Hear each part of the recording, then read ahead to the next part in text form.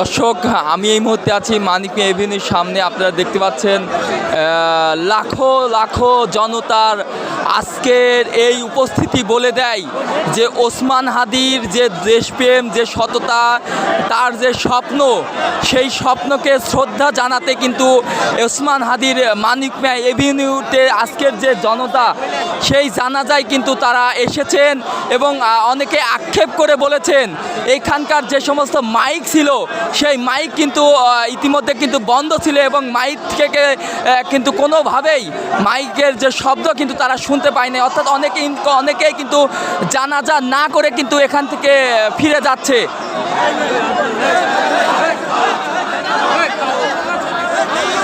আপনারা দেখতে পাচ্ছেন এই যে মাইকগুলো যেগুলো ছিল, অনেক মাইকগুলো কিন্তু বন্ধ ছিল। অর্থাৎ সাধারণ মানুষের যে উপচে পড়া ভিড়, সেই ভিড়টা বলে দেয় যে একটা রাজনৈতিক উদ্যোগ থেকে ওসমান হাদি কতটা জনপ্রিয় মানুষের মাঝে হতে পারে। আমরা স্লোগানে দেখছি তারা কিন্তু দিল্লি না ঢাকা, ঢাকা ঢাকা স্লোগান দিচ্ছেন।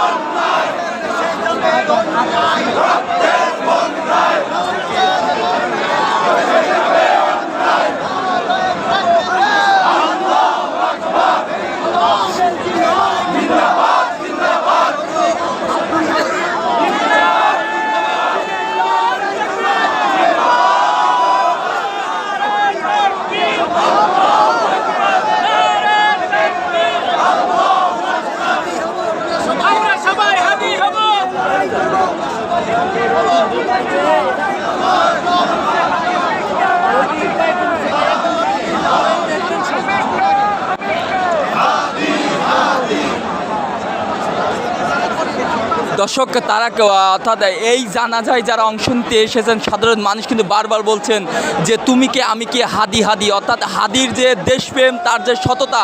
সেই সততাকে কিন্তু সাধারণ মানুষ শ্রদ্ধার সাথে স্মরণ করে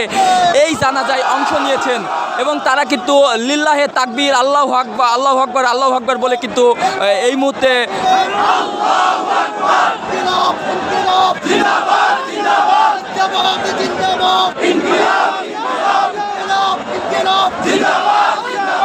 সবাই হাদি হব, যুগে যুগে লড়াই যাব, যুগে লড়াই করব, আমরা সবাই হাদি হব, সবাই হাদি হব, যুগে যুগে লড়াই করব, যুগে যুগে লড়াই করব, আমরা সবাই হাদি হব, সবাই হাদি হব, যুগে যুগে লড়াই করব, যুগে লড়াই করব, আমরা সবাই হাদি হব, সবাই হাদি হব, যুগে যুগে লড়াই করব, যুগে যুগে লড়াই